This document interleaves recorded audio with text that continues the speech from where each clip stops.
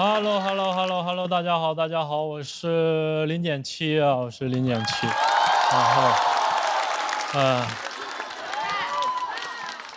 然后，谢谢，我也做个自我介绍，我是一个3本艺术生，我大学学的专业是导演啊，学电影，我一开始还挺努力的，我们当时有一门课叫广告课，要看大量的广告。我没有会员，看广告之前还得看广告。还有门课叫高密度数字激光视盘的运用。我当时一听这课，我得好好上。第一节课，老师告诉我们高密度数字激光视盘的英文呢，叫 Digital Video Disc， 简称 DVD。我说你教我这个，你想让我怎么找工作呀？毕业之后，人家问我你会做 PPT 吗？我说我会磕 DVD。他说你喝点敌敌畏啊。一天就整的没有用呢，写作业也是，我在作业里面写我修图用的软件是 PS， 老师说我这么写不专业，让我写全称 Adobe Photoshop， 我不会拼啊 Adobe Photoshop， 我就写我修图用的软件是美图秀秀啊。我有一个同学，他不知道修图是什么东西啊，他只在乎修，他说他用的是螺丝刀。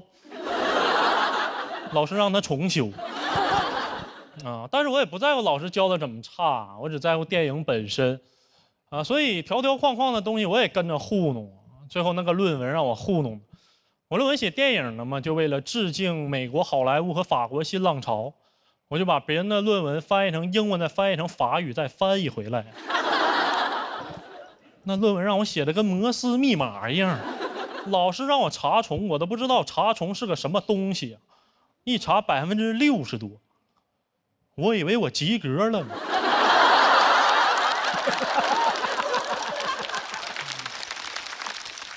后来才知道这个东西是越低越好，改了2行变70%了。老师说我这也没办法，就给我介绍了一个降重软件啊，就是由人工智能把我论文和别人论文相似的词，它做一个置换和延伸。就这个东西，它真的是太弱智了。我写电影《喜宴》，给我改成了乐乐呵呵吃饭。美丽人生，漂漂亮亮一辈子。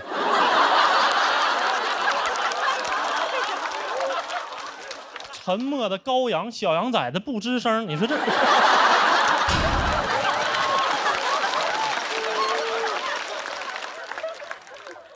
我们拍的作品也可谓是群魔乱舞，根本没法看，但是很好夸。同学给你发过去，你也不用看，你就回他4个字：像贾樟柯。哎，他说：“哥们儿，你真懂我啊！”其实他不像贾樟柯，其实他像一杯酒，像一首老歌。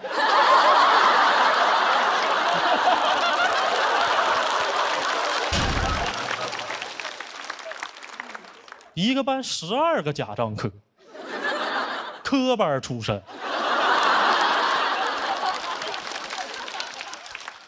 我们也确实没有艺术的本领，只有艺术气质，那样是不被理解的啊！都去懂这个世界了，没有人懂我。我记得我毕业之后，长发飘飘去兼职少儿美术，小孩也不懂我，很伤我心啊。他们管我叫大美女哥哥。我说你好好上课啊，小朋友老登。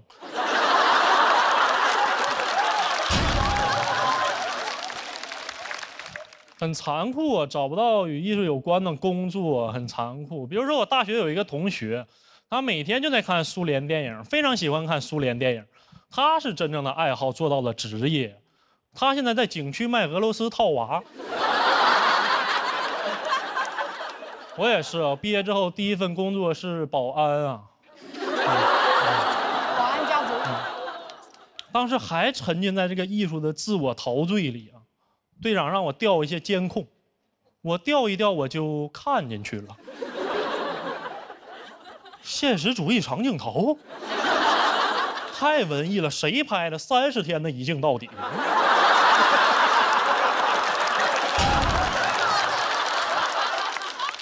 那演的也自然。警察要不告诉我，我都没看出来是小偷。虽然毕业之后不在这个行业了，但还是保持着这个行业的敏感啊，算是最后一点坚持。我现在还是坚持用原倍速看电影，但我发现好像大家对看电影没有什么耐心了。我有一个朋友，他看电影他就得3倍速的看，他看什么都得3倍速，他看闪电侠也得3倍速。我瞄了一眼啊，我都没看见闪电侠。而且你在电影院里看电影，总有一些人会打扰你。我记得有一次我去看《封神》，我后面坐了一对父子，然后电影里面妲己刚出场准备脱衣服洗澡的时候，后面爸爸跟儿子说了一句：“你把眼睛给我闭上啊！”哎呀，他说的太大声了，我以为是电影里面的呢。我说这块字幕怎么没对上呢？啊？那电影都上架了，让你爸拿下。而且就是很多人呢还会在这个电影院里拍一些照片，然后发到朋友圈里。他们说的也很有道理啊，就是说我只拍了1张图片，我又不会剧透什么。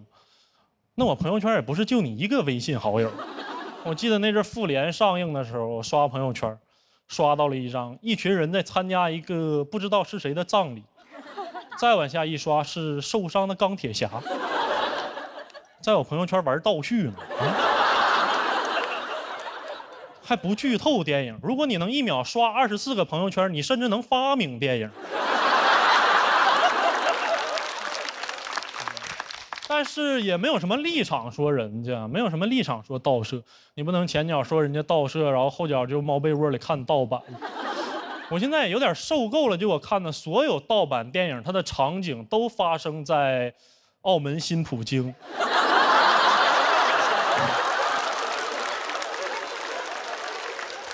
这个东西真神啊！只要你是视频，就有澳门新葡京。它不管你什么综艺、电影、高雅低俗，它都有。如果你在这个盗版网站上看过《孤注一掷》啊，非常讽刺啊！你播放它是反诈，暂停它就是诈骗了。你播放是荷官发牌，暂停荷官还在发牌。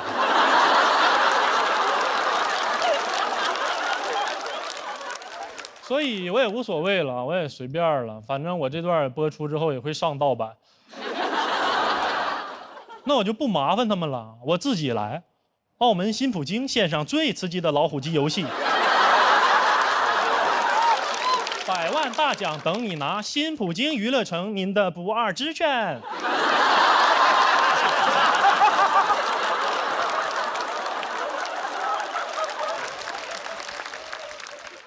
这是我上节目之后念的第1条广告。到时候播出肯定会有电视观众一晃神，哎，我到底是不是爱奇艺会员来着？其实节目组不让我讲澳门新葡京，说这个东西有点太上不了台面。我说我可以隐晦一点讲，我可以简短点，我可以说葡京。他说你快说澳门新葡京吧。好，讲到这儿吧，谢谢大家。究竟是台上4位的哪一位呢？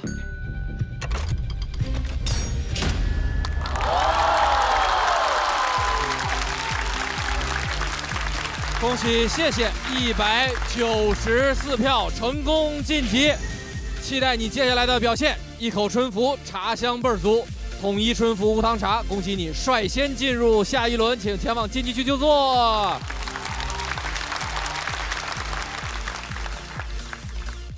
接下来的这位朋友其实也是大家的老朋友了，但更多的时候我们都是在短视频里面了解他的世界。隔了几年，他又回到了脱口秀的舞台，讲自己的故事。掌声有请张彩玲。这个次创作是最流畅的，我确实骚扰了很多人吧，就是大概半夜2点半到3点半期间，属于一个网络劫匪吧。主要骚扰的人：小鹿、王悦、辛博、殷建期、翟爱玲，就等于是我得先来一个网络小开放麦，有4个笑了，我就敢去试去。当天晚上去了开放麦，观众没笑。我就老毛病又犯了，当观众不太笑，我就觉得我没穿裤子，我就跑回北京。上海的辛博和张嘉宁就把消息放出去了，说彩玲姐从上海逃逸了。北京的林简七就收到了信息，在开放麦的时候给了我安慰。以前林简七永远在开放麦的时候像个卧佛一样，他永远要躺着。但是那天他知道我崩溃了，然后我演的时候看那个幕布后边有林简七的身影，然后我下来的时候还跟我说，要不然那地方加一个什么什么呢？就是我都能把林简七整站起来了，就我梗了。举手之劳，帮他改稿，加点梗，单口圈都这样。欢迎彩玲姐加入单口圈。不得不说，就这几个人，你平时看着有吊儿郎当的，但是真的给了我特别一口一个姐的，对我特别好。彩玲，你要相信你自己，加油！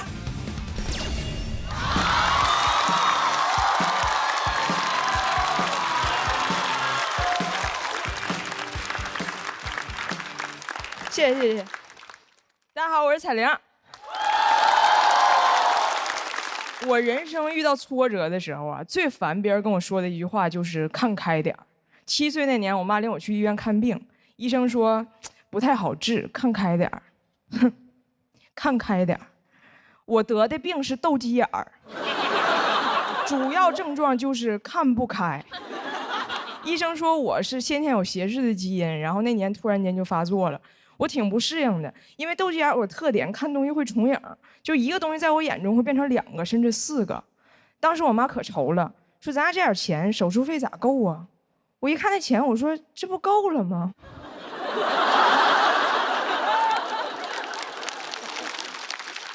我到现在还记得，3年之后我眼睛治好了，看东西不重影了。然后有一天打开了李清照的词，寻寻觅觅，冷冷清清。我说妈，完了，复发了。但对眼也有优点。当时我家亲戚都来安慰我妈，说你女儿很优秀，除了对眼就没有别的毛病。所以当我眼睛治好那天，我想我这不就完美了吗？我再去亲戚家串门，我给人看我眼睛，看我眼睛。亲戚说，哎，这孩子眼睛哎，怎么单眼皮呢？想当年我对眼的时候，谁看我眼皮呀？再长大，这孩子怎么有点矮呢？这孩子怎么有点黑呢？这孩子腋毛支出来了，不好看，不好看。不是说好了我除了对眼就没有别的毛病吗？我问我妈，我说妈，我有这么多毛病吗？我妈说你有这么多亲戚。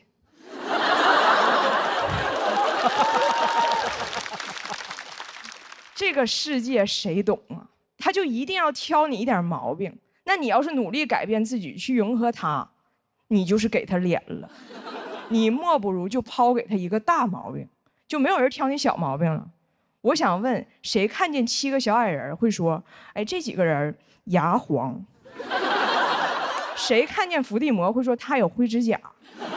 谁看见杨过会说，哎，这个人怎么不刮腋毛啊？让我来刮腋毛那个亲戚，他看见杨过他怎么说？杨过的腋毛问题可太大了，杨过是右边腋毛遮不住，左边腋毛刮不着。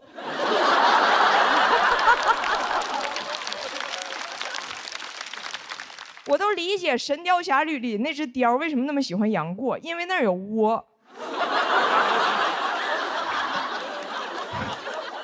但是没有人会在乎杨过的腋毛，除了那只雕。雕说：“我就喜欢待在这里，这就是我要的夜生活。”所以，如果别人总挑你小毛病，那就只能代表你没有大毛病。我职场也是一样，我当时在英国上学的时候，也在一个印度餐厅打工。当时我那个印度老板拖欠我们所有人试用期工资不给，我说我去管他要。他当时在食品库房点货，我说我要钱，他不理我。我说那我申请仲裁，然后转身摔门而去。我这一摔门，一阵冷风，我才意识到这不是普通的食品库房，这是零下10几度的冷库。也就是说，我要把我的印度老板冻成预制咖喱。当时我也很慌，我在门口想密码啥，我得打开呀。但是人在慌乱的时候是不可能说英语的，我是不可能在那 Oh my God， 我不可能，我在那说的都是东北话，而且越着急我越口吃，我在那啥玩意儿。我远处的印度同事完全听不懂我在干什么，他们只知道我去找老板吵架了，所以他们以为我是故意把老板锁在了冷库里，然后朝着冷库的门说东方咒语。其实当时我朝着门，我是这样的，我说完了，啥玩意儿，锁里头了咋办呢？锁里头了咋办呢？我这套咒语被我的印度同事模仿了1周，他们是这样的。哇沙哦苏里图里咋办呢？苏里图里哦咋办呢？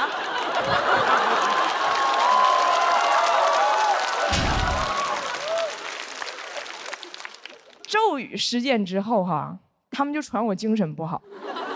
但是当别人都觉得你精神不正常的时候，就没有人再挑你别的毛病了。以前我老板老挑我不爱笑，现在我笑他都哆嗦。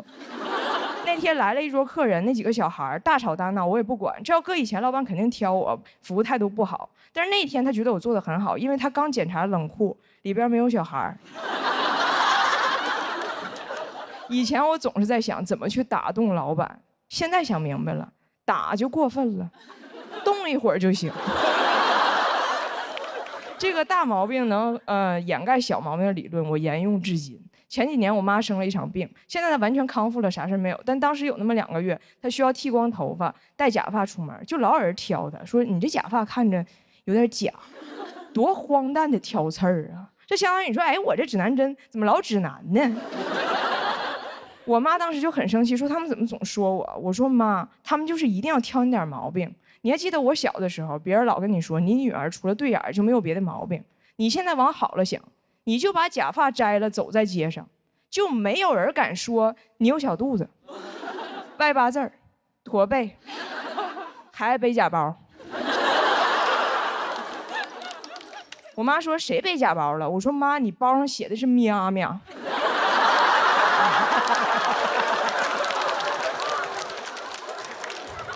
我妈说就你眼睛好使，早知道不给你治眼睛了。我说你要不给我治，我看的就是喵喵喵喵喵喵喵喵。既然这个世界总要挑咱点毛病，那咱人生的最高境界就是让别人觉得这个人除了有毛病就没毛病。谢谢大家。谢谢彩玲的表演。投票倒计时3、2、1，请锁票。我们掌声再给彩玲。好多朋友就是在台上都聊自己小时候这个有点小毛小病的事儿。这个节目组从来也没有放过任何一个演员，那个他们好像收集了你小时候的照片，是不是？我有时候觉得这个节目组蛮过分的。对，因为当时我说妈，我怕别人觉得我是编的故事，然后我说你给我找一张我小时候对眼的照片，我妈就是不给我。她说什么节目让人展示自己的缺点，然后换取别人的笑声？我说这样的节目1年还有2档，你上哪儿说理去？姐，我就问你一个事儿，你小时候你得觉得这钢琴老长了吧？啊，对。但是我们看的挺开心的哈，尤其知道这个最后也没有太多影响。天真姐。首先，我觉得彩玲就是你一定要把脱口秀一直讲下去哦，因为我觉得你每一场都比上一场进步很多，然后每一场都比上一场自如很多。你今天都讲的是你自己的人生故事嘛，就不像我们在短视频里看到讲老公、讲小孩，都讲你自己，就听他讲，你讲你的人生故事，很容易就跟着你走，然后就会很放松，然后就很想听你一直唠下去，就是这个感觉。所以我觉得你就是要坚持下去，要一直讲下去，你可以很好。谢谢。就觉得我姐这人生态度太合适了，非常受用。因为我也经常会有这个，但是一直没狠下心这么去做。什么手术啊？不是，就是有一大毛病，别人就不管你这些小毛病了啊、因为别人总夸我说你这人没什么大毛病，但是你这点不行，那点不行，怎么样的，特别烦，是吧，哥？我还好，我平时看你视频特别多。这话咋说？我的天哪！我虽然第一次看你就是现场说这个脱口秀，但是我觉得你节奏整个非常好。但是这个逗眼儿是一直逗吗？还是怎么样？我不知道。我是做了手术，给我固定住了，就这眼睛给我挪过来了，所以我今生不再对眼儿，就是啊。其实你们都不知道，实际情况太荒诞了，我就怕你们不信。我是被一个野狗给追了，我逗它，完那狗追我，然后我就吓着了。回家之后就过了几个小时就开始对眼儿，就越对越严重。哎，你说斗狗能对眼儿，它明明叫斗鸡眼儿，它斗狗眼儿。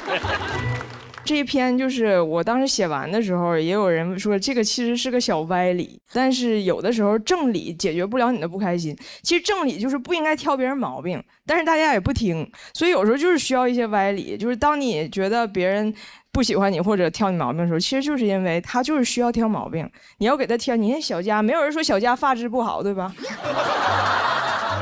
好像确实挺好，主要是挺浓密。黑灯发质一般啊，没什么。我这好，开玩笑，慧芬姐。我觉得彩玲这几次讲的内容，我身为中女，就我特别有感觉。但我常常在想，因为世界我们好像永远都是看到挑人的毛病，可能对自己也是挑毛病，很少看到自己的好，然后对自己非常的严苛。然后我就在想，你站在台上给我的感觉就是一个很有自信的人。就是因为你有那个自信，所以你才有办法把这些事情，侃侃而谈的讲出来。但我想问你怎么克服这些？因为多多少少我们还是会被别人的眼光，或者甚至我们最亲的家人，可能妈妈嫌我一下，我会真的相信我就是不好。怎么样让自己从那个当中去转换那个心境？我抽到这个主题之后回去，飞机上就写完了这个，就是因为我前2天我的朋友他就是一直有满脸的雀斑，然后很严重，大家就总说他，然后他做了6次激光，这个雀斑终于淡了，然后马上就有人说他那个双眼皮宽，然后我当时就给他发微信，我说造化弄人，你先弄造化，你就先弄他，就是你就不要再审视自己了，不可能在别人眼中是完美的。是的，世界好像总是要挑咱们的毛病，那我们又何必搭理呢？对吧？自己快乐就行。再用 vivo S30拍一张，快乐你就 vivo Live， 这 Live 图啊，就别说亲戚了，谁都挑不出毛病来，就像我这个丝滑的植入一般。我们也谢谢彩玲的表演，那么仍然。最高分的演员会直接晋级下一轮的比赛，彩玲也是拿到了4票满票。那我们看一看目前的最高分究竟是谁呢？我猜是彩玲儿。我觉得啊，是小佳。小佳的分儿，他不会比谢低多少。那我支持彩玲倒是。我也是。恭喜小佳179票成功晋级。期待你下一赛段的表现，请前往晋级区就座。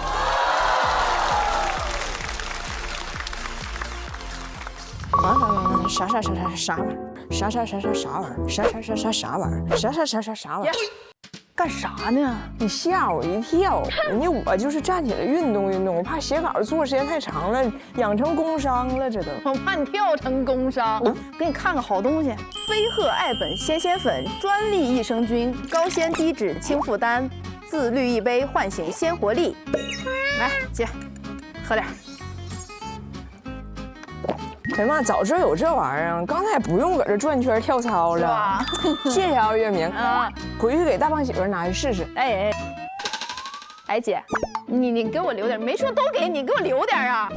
下一位朋友也是今年的新朋友，上一次他跟我们聊了很多动啊、不动啊这些精彩的表演。那今天他是懂还是不懂呢？掌声有请徐指导。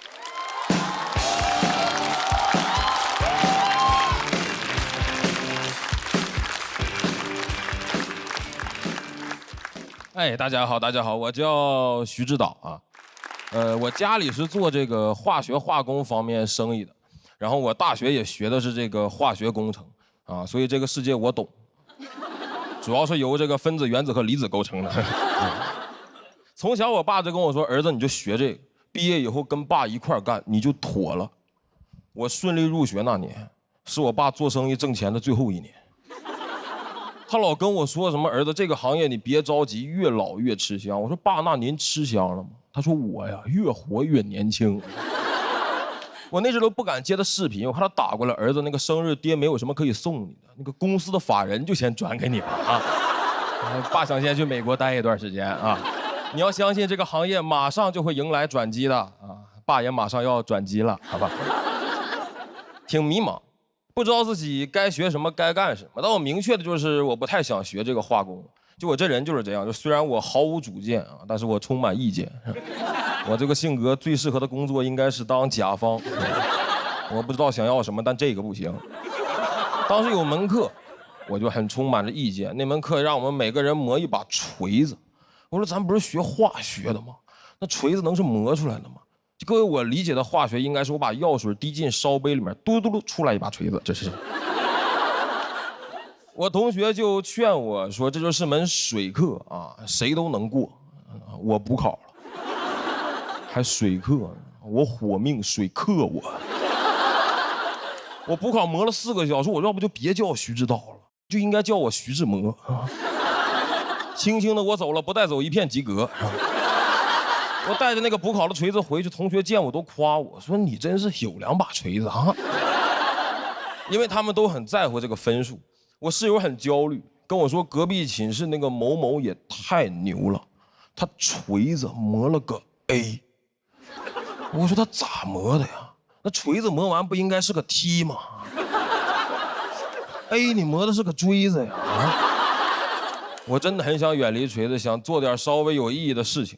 当时都说大数据就业好，我就考研去了统计学专业。我上岸那天心里贼狂妄，我看着那些本专业的同学，我心想，哥们要去搞大数据，你们懂个锤子。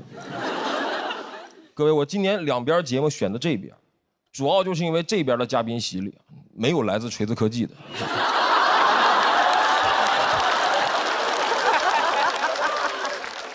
我以为收录取通知书那天，我真的就离开锤子，可以做点稍微有意义的事情。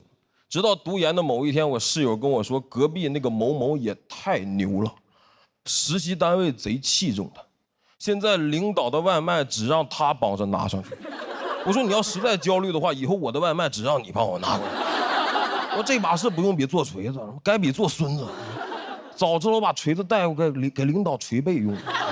再比比谁劲儿大，你不使劲给领导后背捶青了，怎么获得领导的垂青啊？这劲儿要还不够大的话也没关系，我同学那还有把锥子呢。但我很快就发现，真正的迷茫和不懂发生在毕业后工作。我去了一个那种给领导打杂的岗位，我进去就知道他应该不需要什么专业能力。就我们4个学的专业分别是统计学、计算机、法学、历史。就我们4个一块上过的课，那就只有思想品德了。岗位要求人品端正啊。计算机那哥们能来这儿上班，他就应该不会计算机。这种谁都能干的岗位，这种废物岗位，在我们公司有一个学名叫管培生。我作为管培生的第1天，领导交给了我一份重要的法律文书。我说这是让我学着去编辑一下嘛。他说你今天啊，主要就是把这个文件快递出去。我说这么有挑战的任务，要不找个物流管理的研究生干嘛？但我真干了才发现，发快递其实流程极其的繁琐很长。就我发快递给自己发出成就感来了，我就发现了自己的没出息。就一个事情，无论它多么的无脑啊，无论它多么的简单，只要它流程足够多，我干完就会有成就感。就比如说各位，你们报销过吗？啊，贴6张发票，走12道程序，报下来51块钱。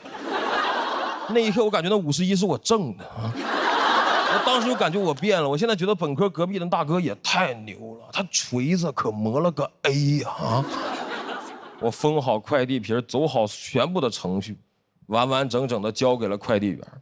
啊，我说我终于完成了一项啊，顺理成章完成了一项如此伟大的工作，这应该是我磨的最好的一把锤子了吧？我开开心心就上楼了，然后发现那个法律文书还在桌子上，崩溃了。念了4年化工211本科，2年统计学硕士，毕业以后发快递给快递皮儿发出去了。我说我要不再去考个物流管理的博士吧？啊，我都不敢想象对面那个领导收到文件以后什么心情。我打开以后，法律文书呢？这怎么万法皆空啊？我觉得如果我能穿越回2年以前收录取通知书那一刻，我应该可以跟他共情，就着急的打开，发现原来它就是个空壳。我想起三国里有一段故事，曹操当上魏王以后，给他的谋臣荀彧发了一盒果品，荀彧打开以后发现是空的，他自杀了。他说魏王是告诉我河中无果，请君自裁，所以他自裁了。大汉臣子荀彧死于谐音梗。你怪不得这个荀彧他那么的反对这个魏王啊，建国是吧？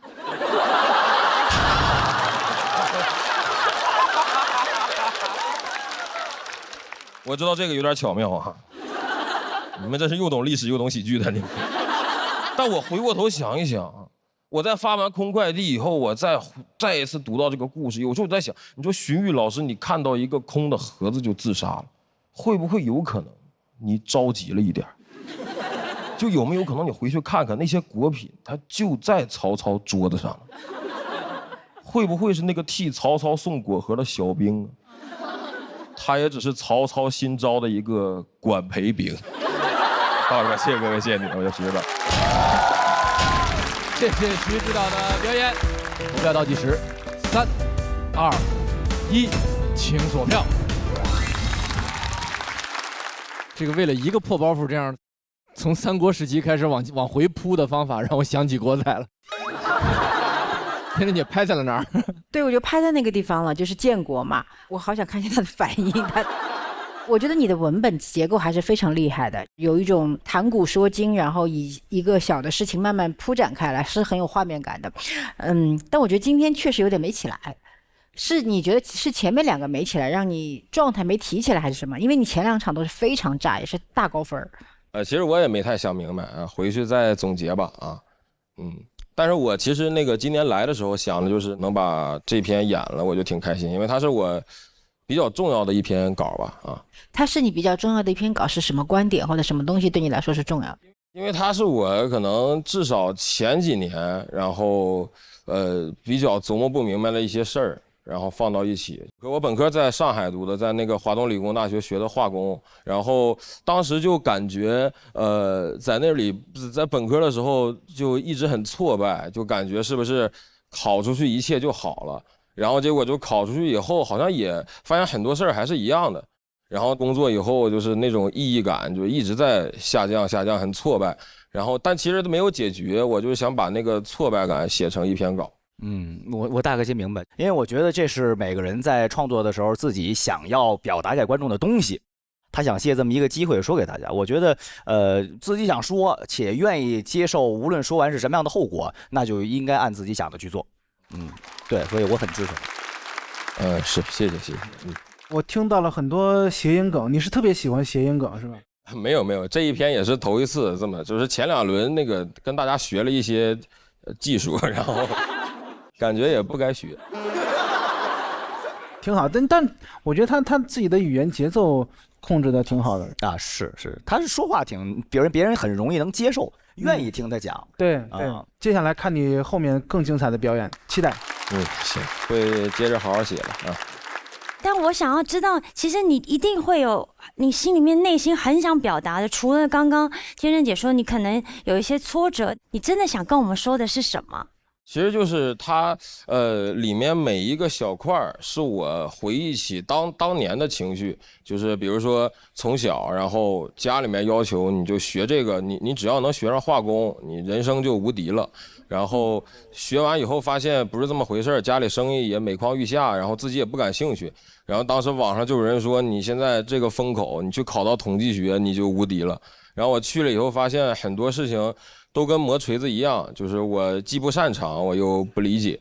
然后在我接受这一切以后，我去工作，我又有一些新的那个迷茫的情绪。其实我现在跟那个时候又不一样了，我现在是其实接受这种所谓的无意义，所以我就把它写成这样了。对啊。我觉得非常好，这也是我们每个人成长。即便我活到47岁，我也都还在找，然后也在慢慢的认识自己。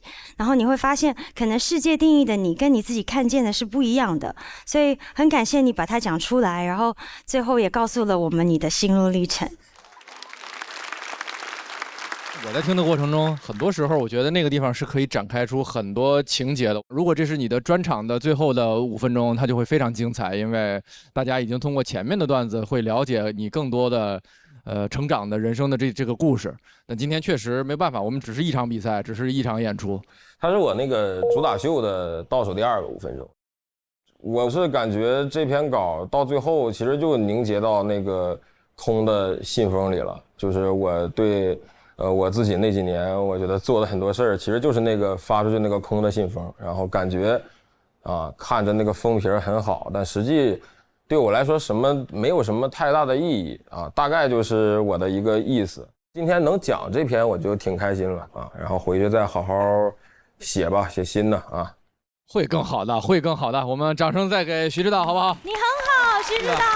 徐指导也拿到了气氛组的3票。那每一轮我们台上的演员中的最高分都将直接晋级下一轮。这次究竟是谁呢？请看大屏幕。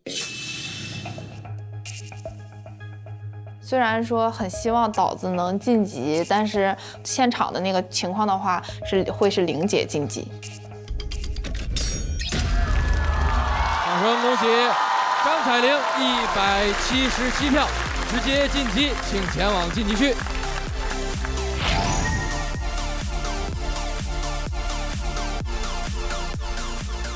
彩玲姐这真会写，我跟她讨论段子，然后就平时她会给我发微信，完了问我什么建议啊，帮忙那个出梗改稿什么的，你能明显感觉出来，这人就是幽默，他就会厉害。我决定往这方面走一走。它跟短视频是另外一种表达，它是一种更灵魂飞驰的那种表达。说实话，我确实有点爱上这个东西了。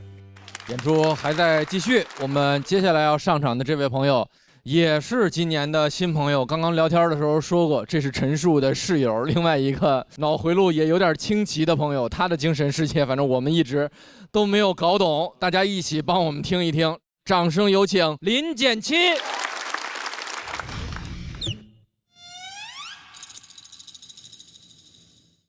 我还起个大稿，是改不出稿来上火，还是稿不够好吧？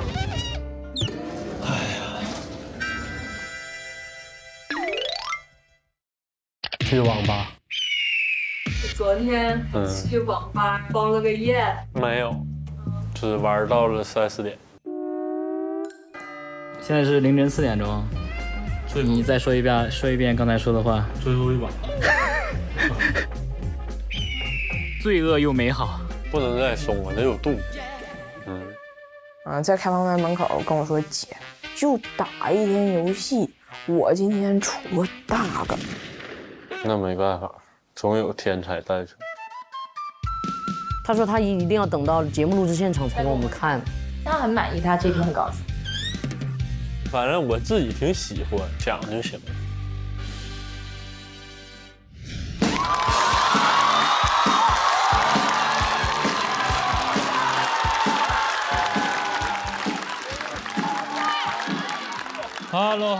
Hello， 大家好，我是林简七啊，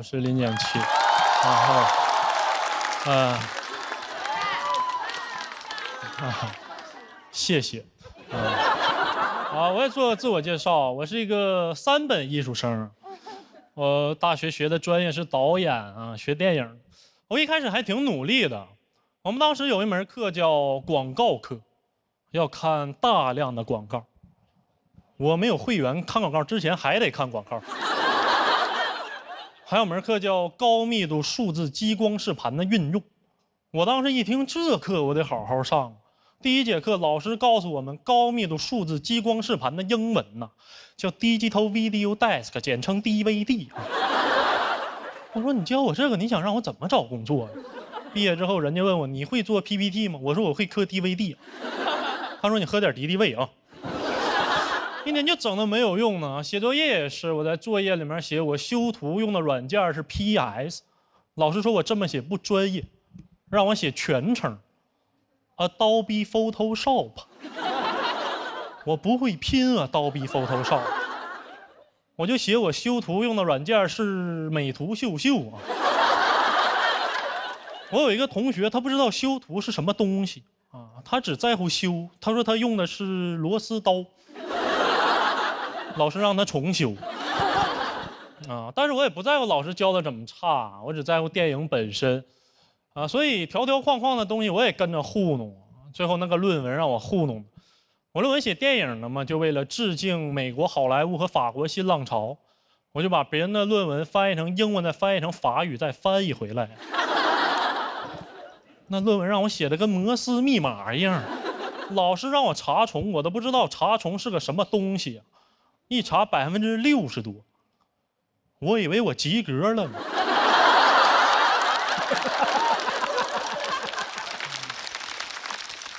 后来才知道这个东西是越低越好，改了2行变70%了。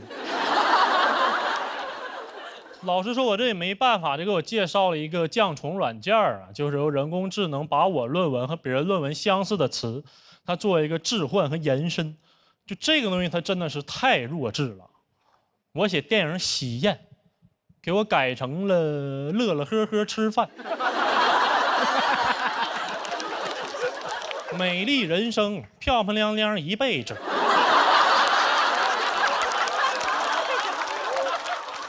沉默的羔羊，小羊崽子不吱声。你说这？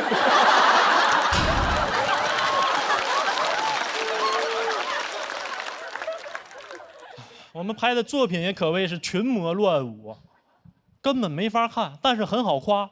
同学给你发过去，你也不用看，你就回他4个字：像贾樟柯。哎，他说：“哥们儿，你真懂我啊！”其实他不像贾樟柯，其实他像一杯酒，像一首老歌。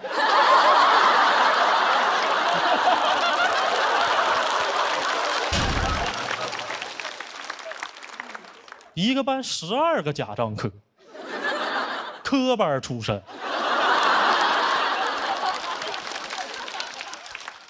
我们也确实没有艺术的本领，只有艺术气质，那样是不被理解的啊！都去懂这个世界了，没有人懂我。我记得我毕业之后，长发飘飘去兼职少儿美术，小孩也不懂我，很伤我心啊。他们管我叫大美女哥哥。我说你好好上课啊，小朋友老登。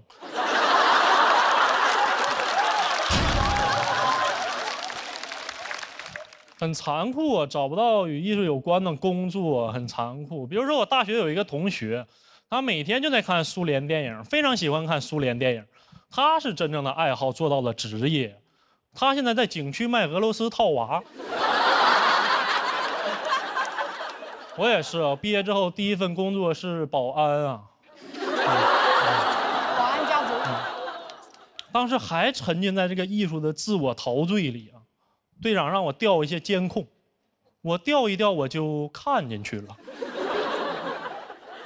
现实主义长镜头，太文艺了，谁拍的？30天的一镜到底。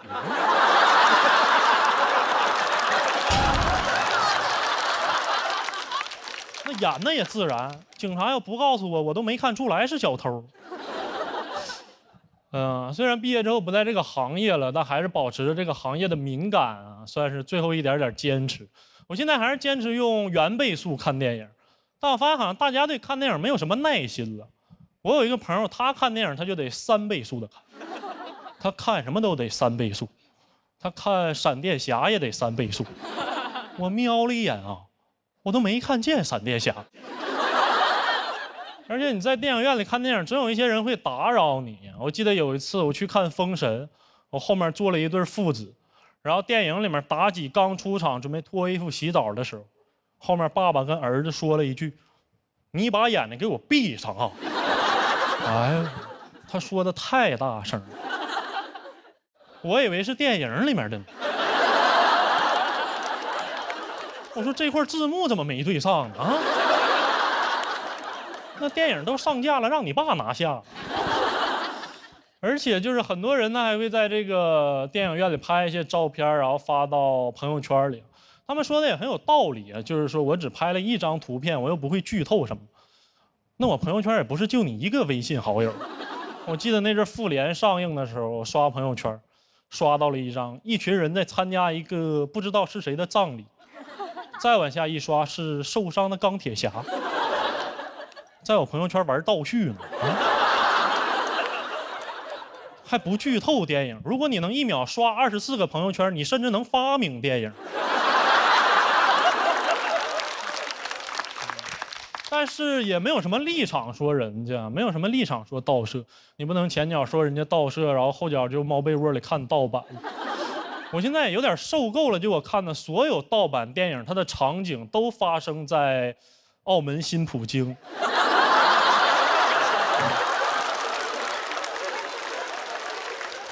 这个东西真神啊！只要你是视频，就有澳门新葡京。它不管你什么综艺、电影、高雅低俗，它都有。如果你在这个盗版网站上看过《孤注一掷》啊，非常讽刺啊！你播放它是反诈，暂停它就是诈骗了。你播放是荷官发牌，暂停荷官还在发牌。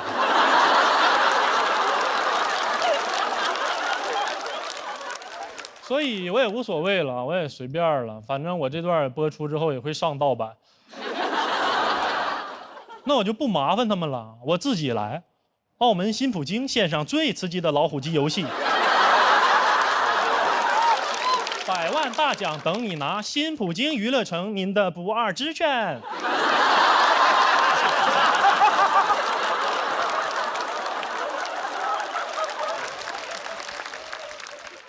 这是我上节目之后念的第一条广告。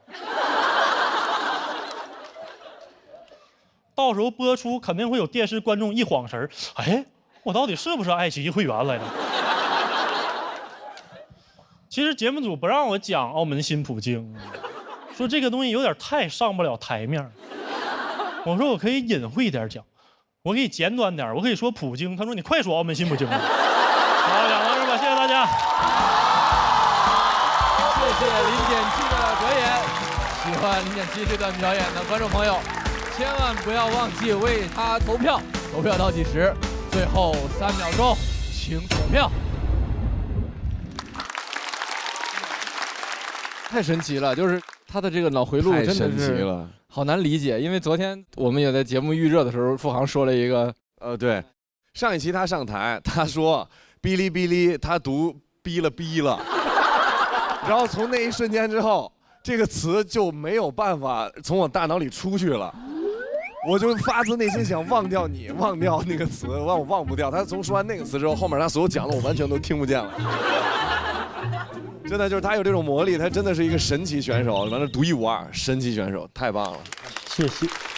我觉得林简七真是个很怪的人，就是超怪的你。最后反正讲广告最后一句台词就有一点不是广告，讲那个。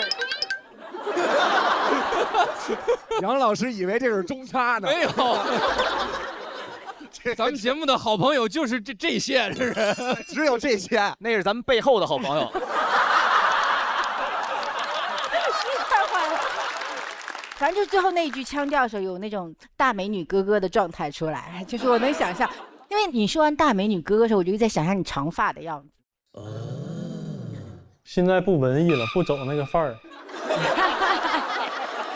反正就是很怪他，我就很难点评他。独一无二。谢谢。一上来那个岳哥就问我这怎么样，我说这回跟他夸我那特别好，然后从他第一个包袱开始，我说什么这是？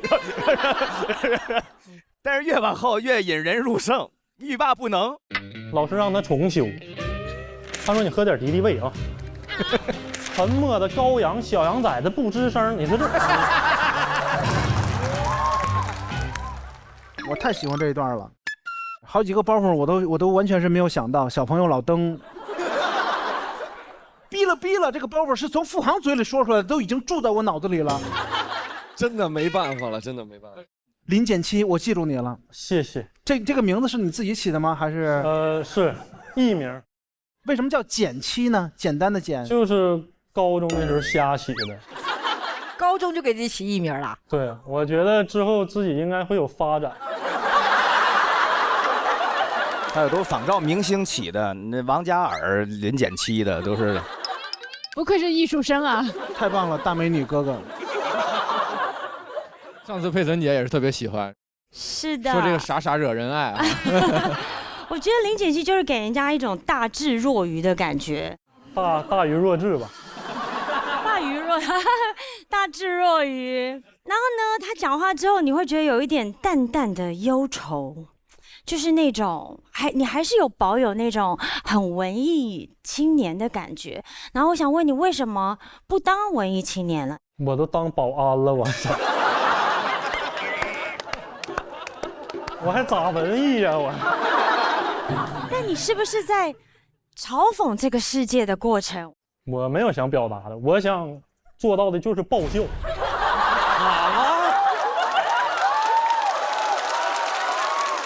不是，我是说这一期啊，我以后可能会有表达，话别说太满。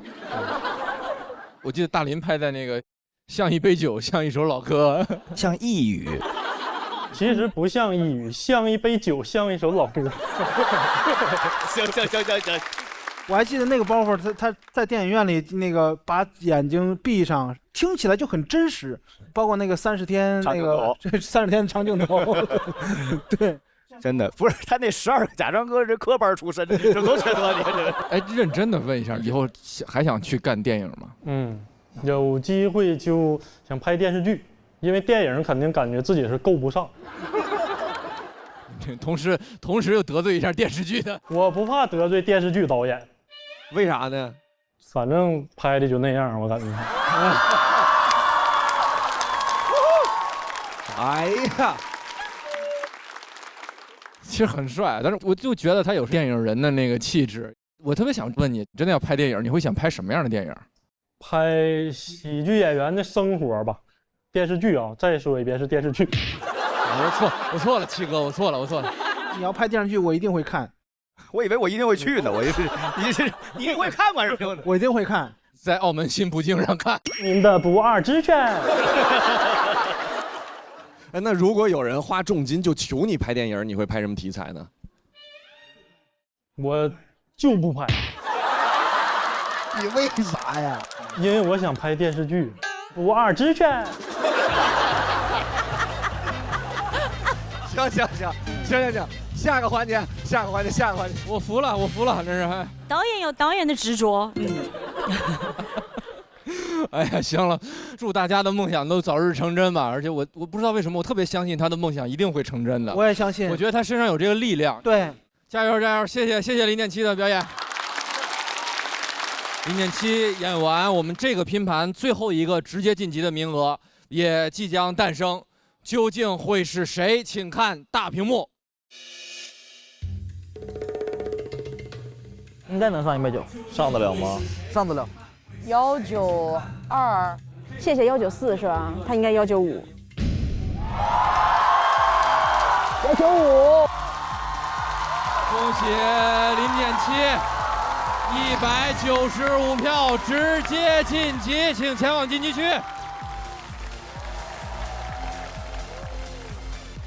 咋这么厉害呢？林建七就是，就是百年难遇，就是奇葩中的奇葩，上面开了一朵小狗尾巴花。想拍一个20分钟的像美剧那样的小短剧。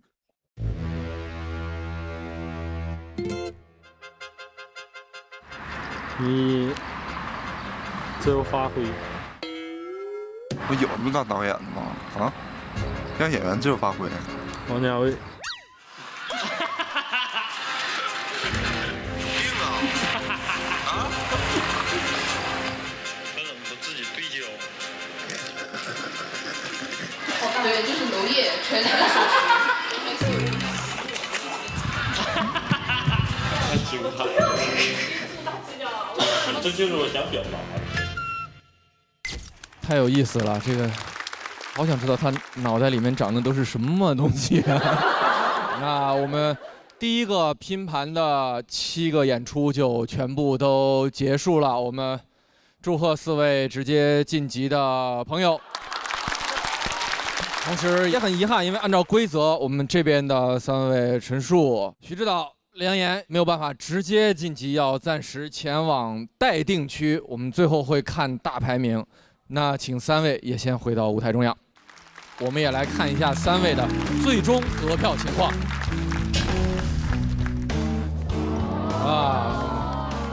很接近，在前往待定区之前还有什么想和大家说的？就下班也挺开心的啊，谢谢大家吧。今天是当那个管培生2周年，然后今天定岗了，就是从管培生变成财务部的专员了，然后很开心，很开心。然后也从这边就那个离岗了，然后这其实我还是挺开心的，就是我计划就是如果我能讲3篇稿子，我就挺开心，我也完成这个目标了。我稍微有点遗憾，就是这一轮中间心态有一些波动。除了我们自己喜番俱乐部的朋友们，然后我们一颗苹果的队的队长教主，就是给了我很多帮助。比如说大半夜给我写一些他觉得可以改的建议。然后大早上起来还给我写，然后也不知道为什么他那么有精力啊。然后还有很多朋友就是给我提供了很多心态的帮助，像小海，然后大老王，就大老王那个心态，他还帮助我心态呢。然后其实稍微有点对不住他们了，然后希望大老王那个等下好好演，好不好啊？然后我还想说，就是徐指导，你好像以前最炸的那套段子没有在这个舞台讲啊，为什么呢？就是问自己最想留下什么段子就讲什么段子就可以，因为人总会一直写新的，然后可能老的段子你可能不在你审美点上了，你就想新陈代谢，其实就很简单啊。有追求。我就先下班了啊。大家好，我是感觉有点遗憾吧，因为有可能会淘汰，因为我其实是一个一直。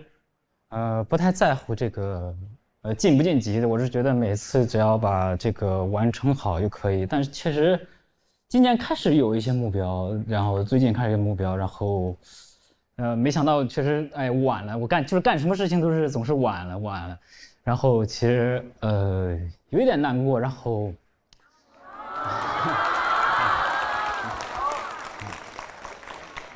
也是最近才有一些目标，感觉。还是想往前冲一冲，然后因为想要，因为我很少袒露内心，所以第一次讲这种内心会有点动容一点啊。因为其实我有很多想法，其实在单口里不一定能承载好。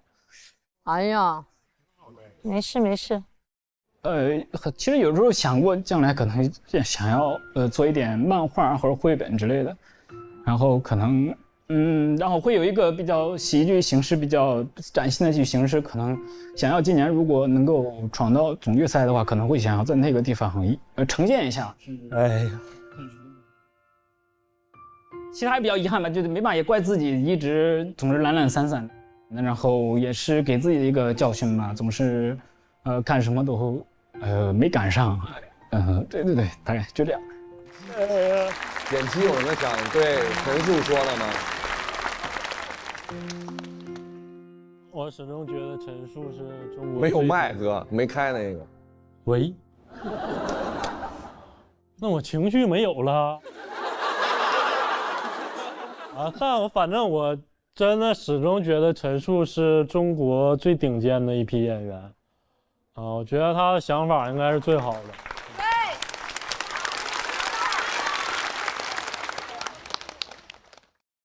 我想说一下，陈述，你不要责怪自己懒懒散散的生活，因为我觉得在你所谓引号的懒懒散散的时光里，孕育出了那些充满灵气的段子，才让大家看到这么丰富多元的内容。感谢。希望以后我如果真的出了什么漫画绘本，希望大家支持。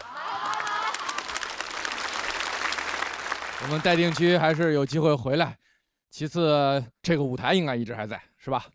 还有机会。单口是一个职业生涯很长的事情，我们所有朋友再给他们掌声。我们先去待定区休息，谢谢3位。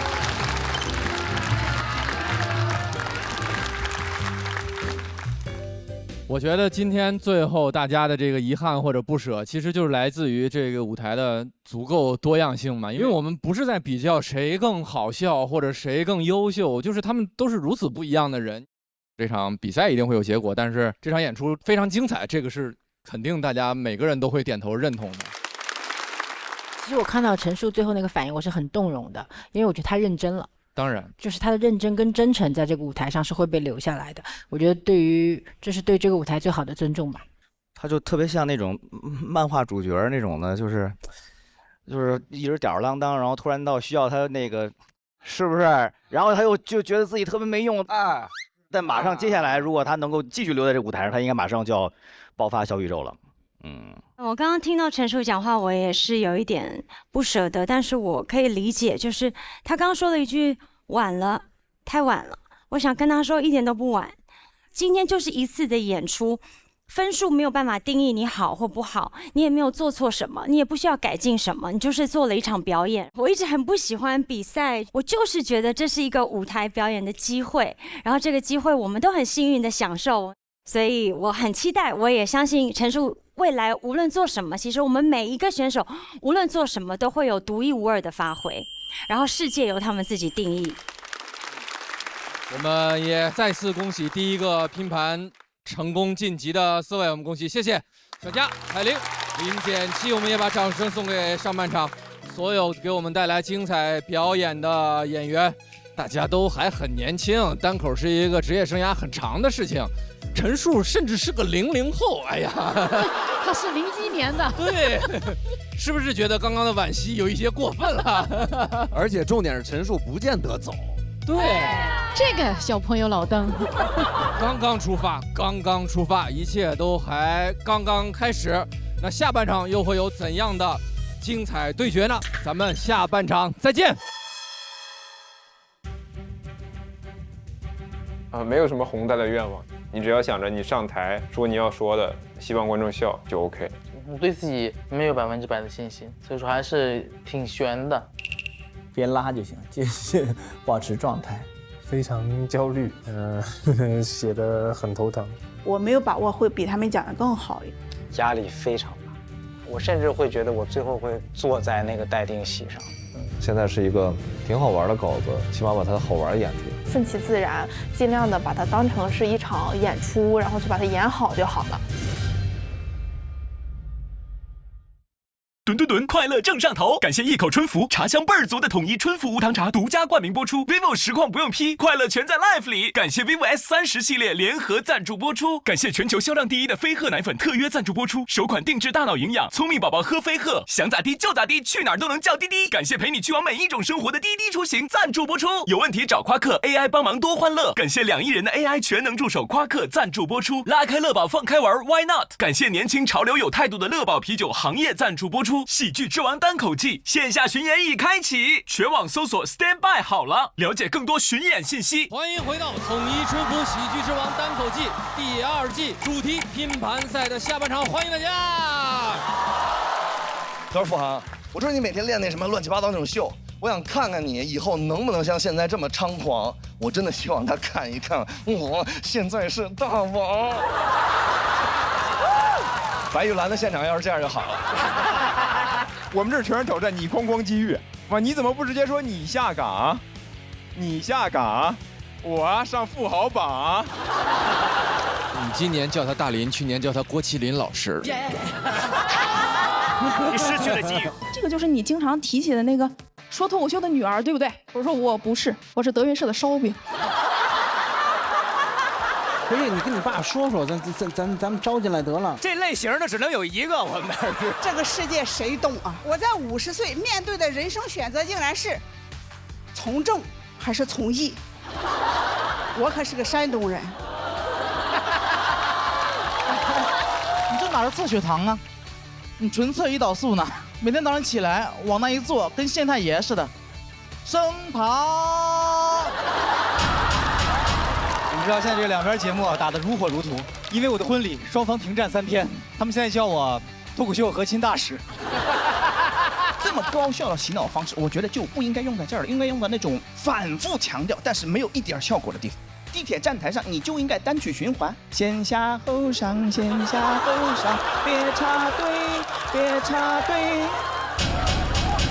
我们这个拼盘直接晋级的名额即将产生，究竟会是谁呢？特定区排名前2位的演员将重回舞台，各位和我们一起见证一下，到底是谁？